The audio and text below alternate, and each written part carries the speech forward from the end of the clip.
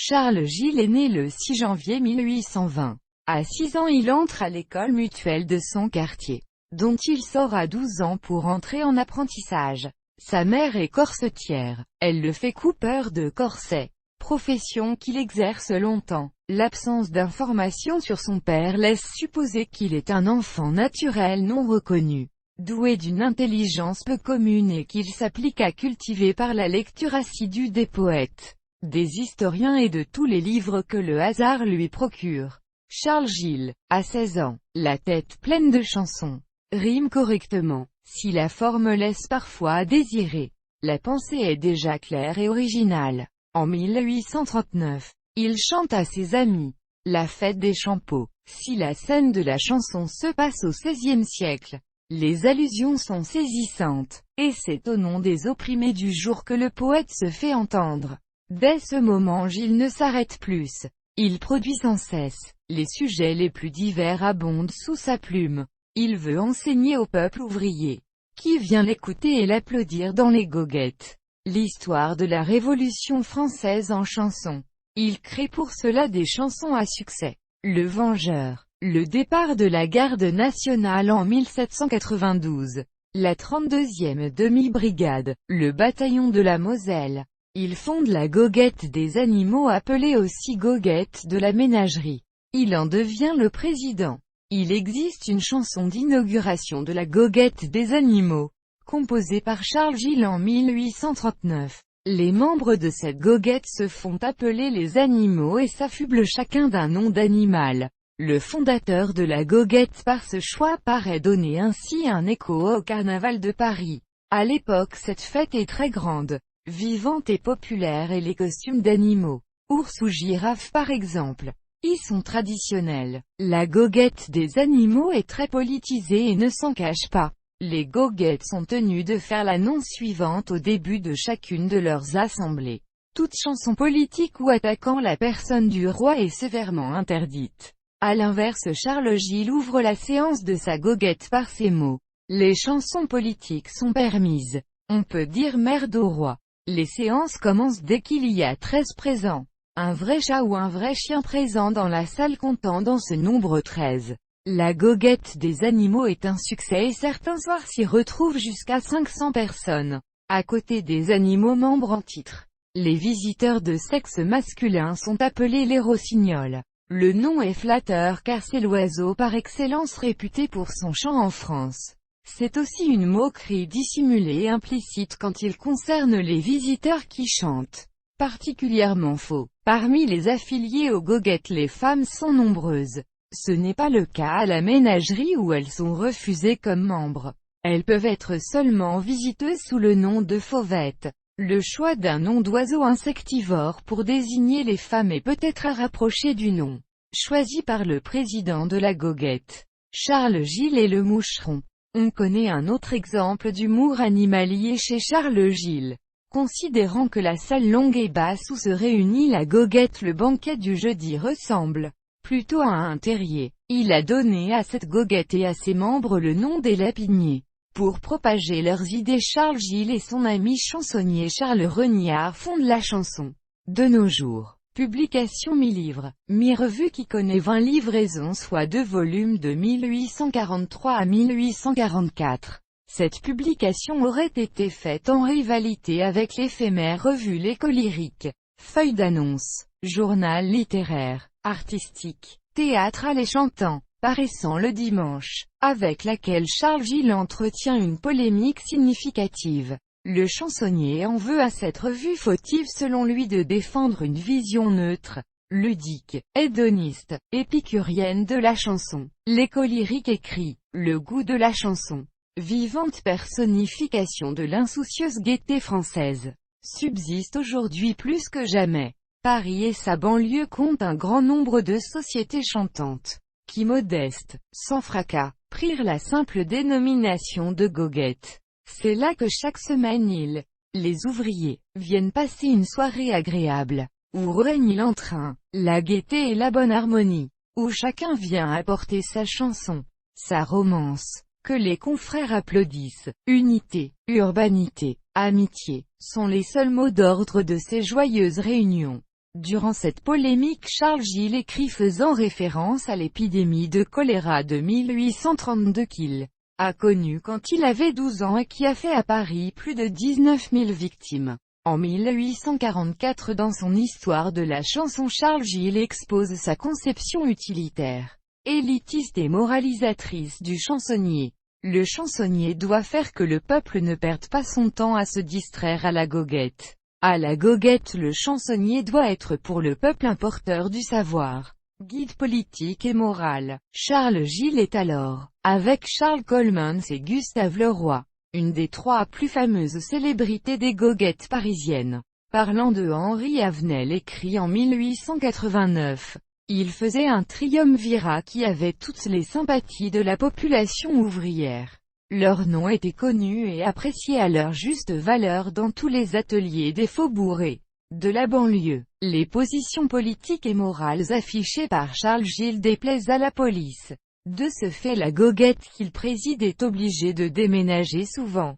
Finalement, en 1846, ses membres sont arrêtés. Elle est dissoute. Charles Gilles est condamné à 6 mois de prison pour activités illégales, peine qu'il purge à la prison de Sainte-Pélagie.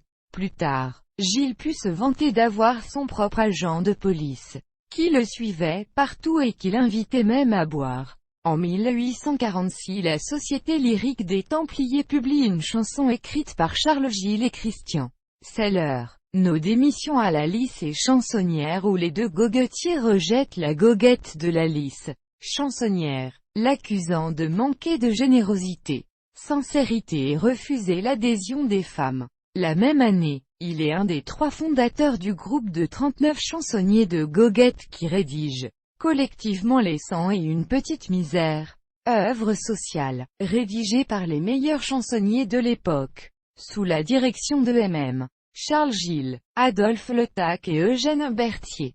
Fondateur. Une très longue chanson comique à chanter sur l'air de Calpiégie où on dit que je suis sans malice.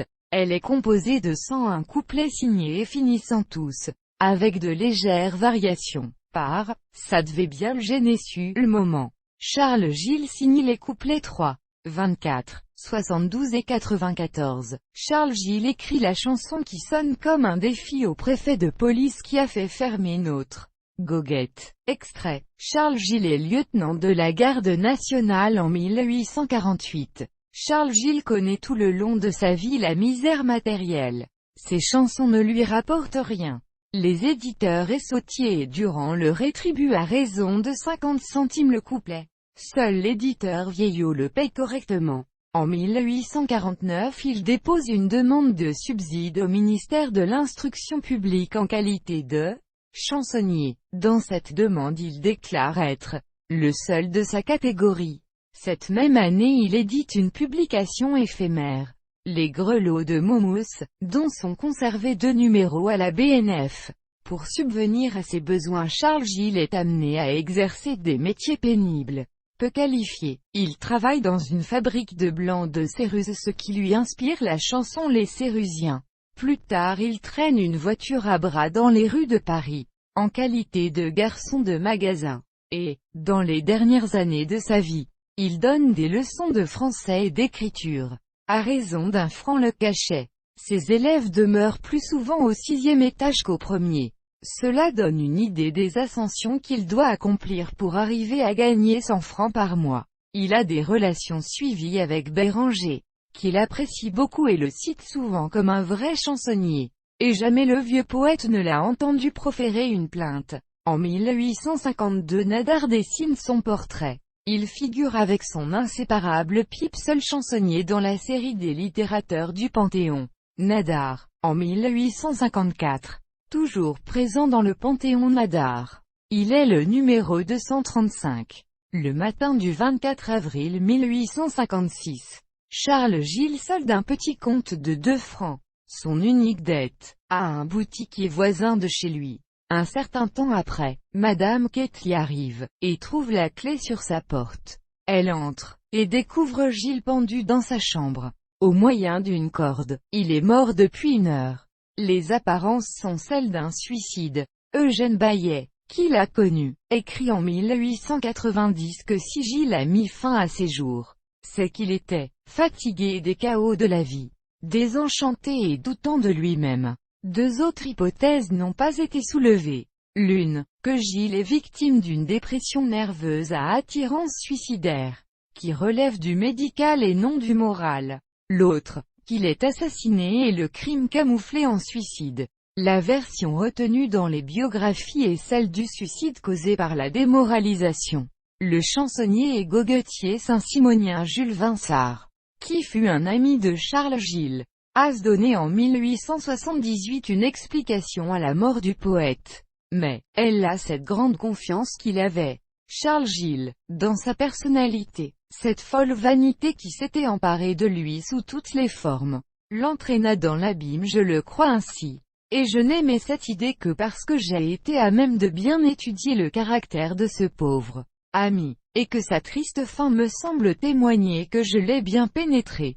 Un jour, il va prônant partout qu'il a une pièce reçue en lecture au Théâtre Français, se berçant avec bonheur de cette gloire future. Il s'absorbe dans cette vision mais, comme je vais le raconter, elle lui fut fatale.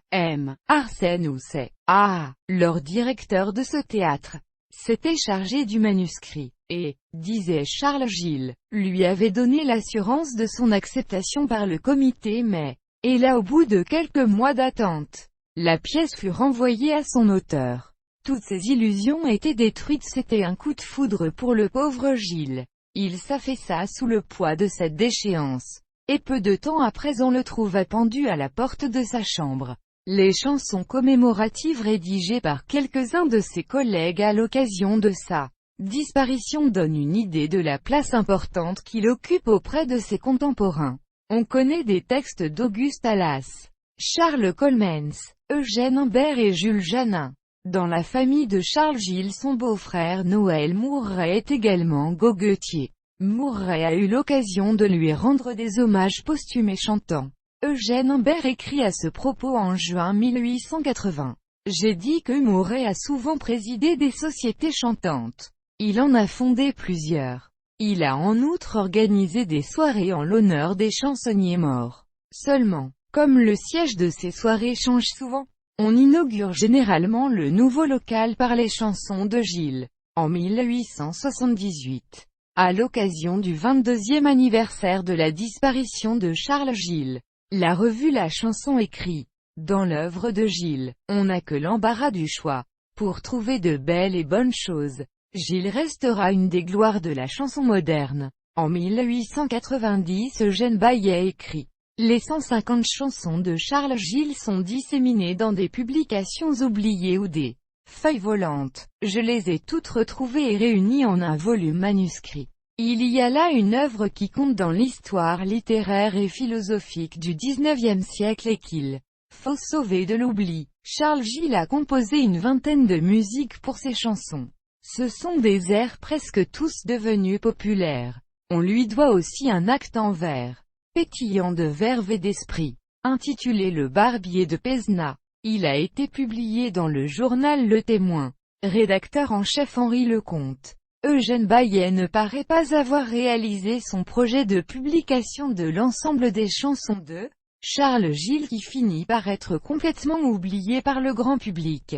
En 1925, Marius Boisson publie un livre, Charles Gilles ou le chansonnier pendu, 1820 à 1856. Histoire de la goguette. En 1958, Robert Brécy écrit un article intitulé « Un oublié, Charles Gilles, le plus grand des chansonniers révolutionnaires ». La découverte récente de deux manuscrits de Gilles, dont un entièrement autographe et l'autre en partie autographe relié en un volume a permis la première édition des œuvres complètes de Charles Gilles en 2002. Publiée en Allemagne à Hildesheim par Herbert Schneider, elle comprend 163 chansons dont quelques colportages parus entre 1846 et 1857.